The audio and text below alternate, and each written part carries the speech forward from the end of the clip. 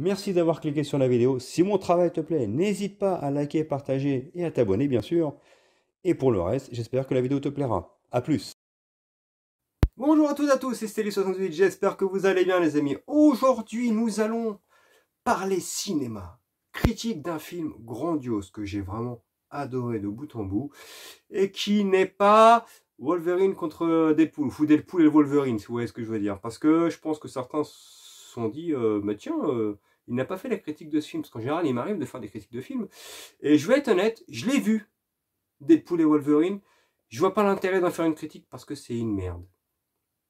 Donc là, je vais vous parler d'un vrai film. Et je vais rentrer plus en détail sur Wolverine et Deadpool parce que c'est tout ce que je déteste du cinéma popcorn pour personne ayant envie de poser son cerveau.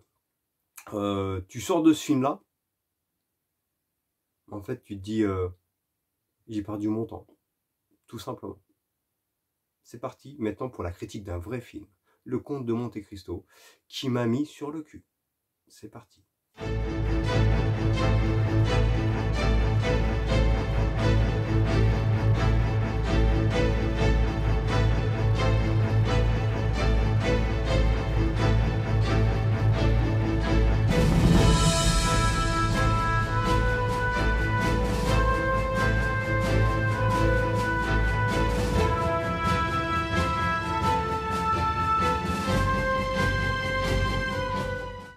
Alors, avant de parler du Comte de Monte-Cristo, je vais quand même parler de Deadpool et Wolverine que j'ai vu au cinéma, bien entendu.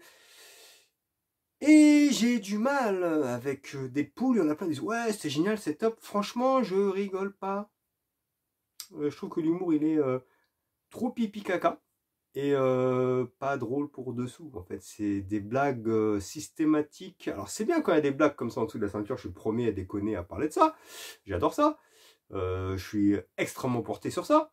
Mais un film où quasiment pendant 2 heures, t'as 1 heure et demie de vannes pipi caca en dessous de la ceinture, à un moment donné, ça devient tellement nauséabond, ça devient tellement exécrable, qu'en fait, ça devient plus marrant, en fait. Ça devient ridicule.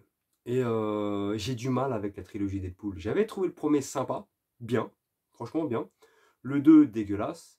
Et le 3, si ce n'est le plaisir que j'ai eu de retrouver Hugh Jackman, qui est un excellent acteur, d'accord, et que j'ai adoré dans le rôle de Wolverine, et que je suis très content de revoir dans le rôle de Wolverine, avec en plus le costume jaune traditionnel du comics. Je pense que s'il n'y a pas Hugh Jackman dans le film, ce film est une merde. Déjà qu'il est pas bon de base. Le scénario, il tient sur un timbre-poste. C'est pourri. C'est vraiment le film qui a été fait, mais uniquement pour plaire aux ados, pour plaire aux personnes ayant envie de ranger leur cerveau. Mais en fait, intellectuellement, il ne t'apprend rien, ces films. Il y a des films de super-héros qui ont quelque chose à raconter. Wolverine et Deadpool n'apprend rien. Ça a juste été un prétexte pour faire revenir Hugh Jackman dans Wolverine. Tout simplement. Donc je suis très content, j'espère qu'il y aura un film X-Men ou un film Wolverine encore avec ce Hugh Jackman là. Là j'en serais ravi. Mais non, je suis désolé, Wolverine et Deadpool pour moi ne méritent même pas une critique parce que c'est un film de merde, tout simplement. Voilà tout. Maintenant on va parler du Comte de Monte-Cristo. Un film que mon épouse voulait voir depuis très longtemps. Une fois je dis bon allez, vu qu'on a été voir Wolverine et Deadpool parce que mon fils voulait le voir avec... moi, j'avais pas trop envie de le voir, mais mon fils a dit j'aimerais bien, je préférais voir ça. Je dis bon, on va y aller. Et par la suite, on a été voir Le Comte de Monte-Cristo. Et ben, je dois dire que j'ai adoré ce film. C'est simple, il y a une énorme fidélité au roman d'Alexandre Dumas, bien sûr, à l'histoire d'Alexandre Dumas. Et surtout, le jeu d'acteur est très bon. Je trouve que Pierre Ninet a step up, c'est-à-dire que c'était déjà un bon acteur. Mais là, avec ce film, je trouve qu'il a passé un cap. Il joue le rôle à merveille. Les décors sont très bons. Le jeu d'acteur est très bon. Le scénario est très bon. Et on se laisse vraiment prendre par la main par cette histoire. Et le film dure quasiment 3 heures. Hein. On ne les voit pas passer. Je vous assure que les 3 heures du Comte de Monte-Cristo, elles passent crème. C'est un film qui m'a touché. Franchement, et que j'ai trouvé exceptionnel dans son OST. Punaise, la musique est tellement belle que je l'ai téléchargée sur Deezer. Pour vous dire, la musique est grandiose. Je vous dis, le jeu d'acteur est grandiose, les décors sont grandioses, le scénario, tout est fidèle à l'œuvre d'Alexandre Dumas. Et je ne vais pas spoil, mais on suit ce film, on est accroché, on oublie tout ce qui se passe autour de nous, car nous sommes dans cet univers. Et ben, je voudrais dire bravo aux acteurs du film, aux réalisateurs, aux compositeurs, aux cadreurs, à ceux qui s'occupaient de la photographie, ceux qui ont mis en place le scénario.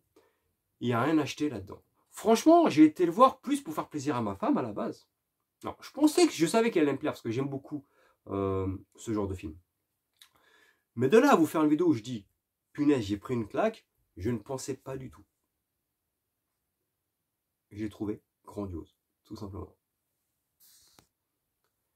Et donc, une nouvelle fois, je trouve que Pierre Ninet est éblouissant, mais pas que lui. Franchement, les acteurs dans l'ensemble sont très très bons là-dedans. Ils sont tous concernés.